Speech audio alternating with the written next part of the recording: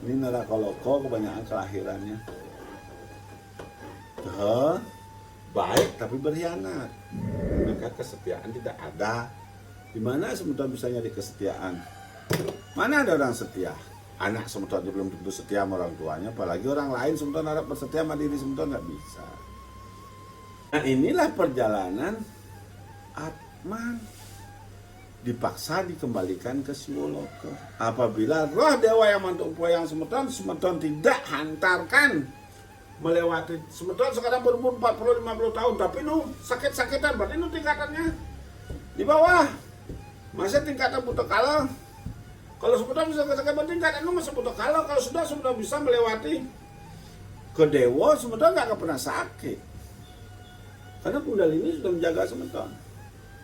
Nggak bisa sakit semeton. Kalau berarti dewa yang mantuk poyang semeton sudah tingkatan dewa. Kalau semeton bisa sakit-sakitan, nu mau bengung, nu mau bau, lu mau bau, alet, mangkong, mangsit, berarti itu sebenarnya tingkatannya di buta kala.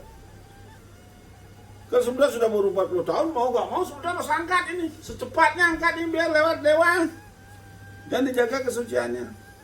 Agar semeton di pengeleburan ini tidak lahir jadi binatang, karena 80% manusia akan hangus di seluruh dunia, 30% yang masih sisa hidup yang berkesadaran. Kalau semeton tidak memiliki kesadaran, semeton tidak akan bisa kembali lagi jadi manusia. Karena di zaman Kertayuga ke depannya ini adalah hanya manusia berkesadaran budi pekerti yang bisa lahir kembali. Siwa tanpa Buddha tidak akan bisa menyelesaikan masalah. Buddha tanpa Siwa tidak akan bisa menyelesaikan juga masalah. Maka Siwa Buddha itu satu menunggal.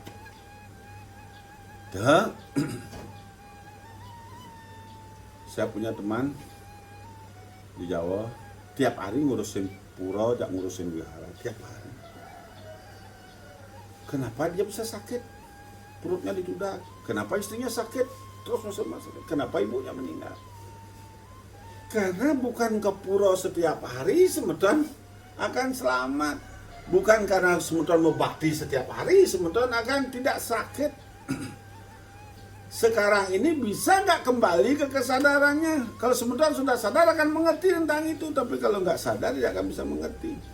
Perbuatan baik tidak menjamin akan selamat tanpa diimbangi dengan pelaksanaan perbuatan baik. Perbuatan bakti ke leluhur percuma kalau tidak pernah melakukan penyucian penyeimbangan. Walaupun semeton sudah marga suci, tapi tetap melakukan perbuatan yang bersifat merugikan. Kalau sudah tingkatan semeton di atas musuh atau dewa, semeton sudah tidak boleh mencari duniawi keuntungan pedagang bantal liu, nggak bisa. Kalau itu sampai terjadi, dewa yang sudah semeton diksa dulu sudah mencapai dewa akan jatuh di tingkatnya di tempatan agung. Nanti kakinya Pranau bisa pokling, sakit bangkian. Itu akibat sudah melakukan pelanggaran. Makanya untuk menjaga diri biar tidak melakukan pelanggaran itu yang sulit. Kalau mendiksa sih gampang, membersih sih gampang. Ngomong, menghafal buku, bacaan sih gampang. Tapi menerapi itu yang sulit. Walaupun semeton tidak berbuat membakti main setiap hari, tapi semeton sudah berkesadaran. Oh, di sana ada yatim piatu, semeton ingat sekian persen. Oh, di sana ada panti jompo membutuhkan bantuan. Oh, ada bencana alam, semeton. Oh, di sana ada pembangunan pura, kita sembah. Oh, di sana ada orang menyeimbangi alam, kita ikut itu dan punya supaya dewa yang mentumpuan kita bisa terangkat. Walaupun sebutan jarang ke pura, begitu sebutan pura melakukan penyempatan pembersihan dan menjaganya, itu utama. Makanya orang yang sering ke pura, di mana ada orang sering nyeraya, di sana ada penyakit.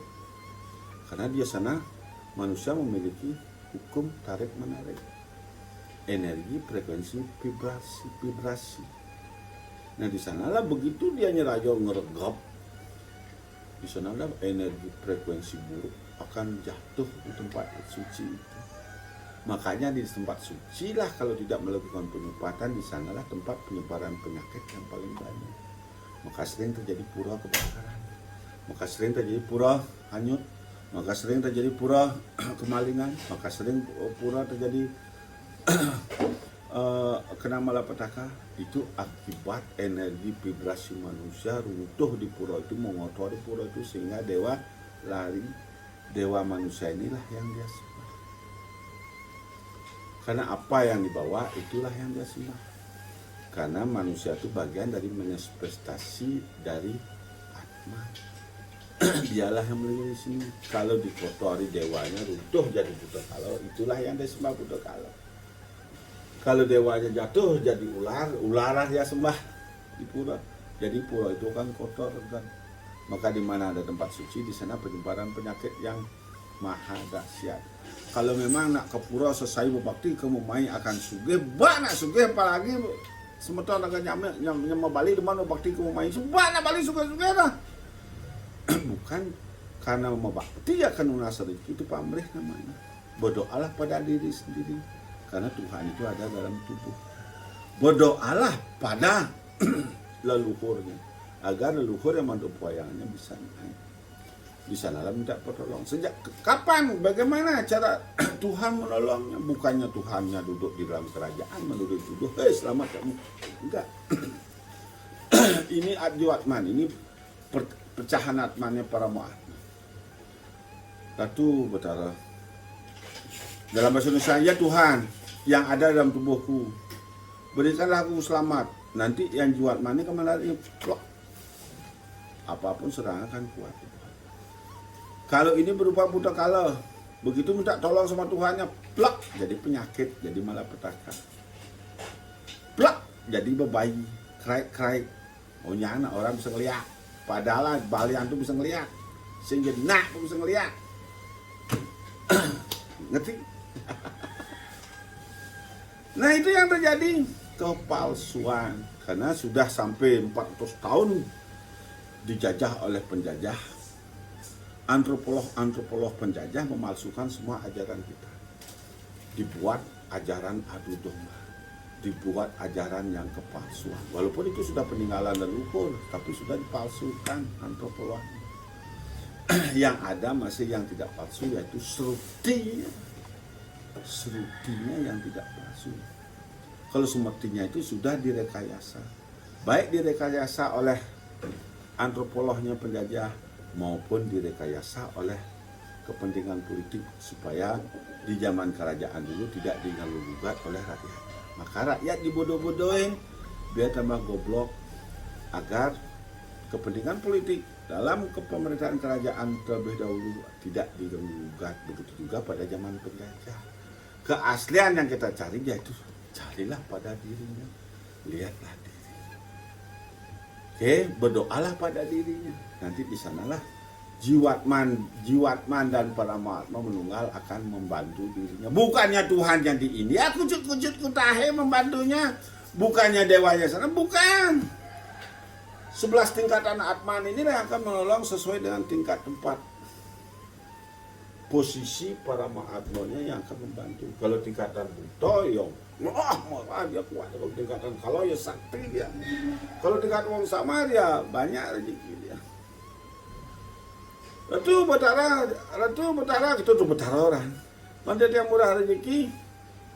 Kalau dia berdoa di tingkatannya Absalom Sari masih ada rezeki. Tapi kalau dia berdoa di tingkatan kalau yang kata amarah, rezeki tidak ada. Kalau dia bisa tingkat di wong sama, kalau tingkat wong sama dia berdoa amarah nganyong itu main rezeki. Kira langkung atau tidak sebentuk perma santi om santi santi santi om.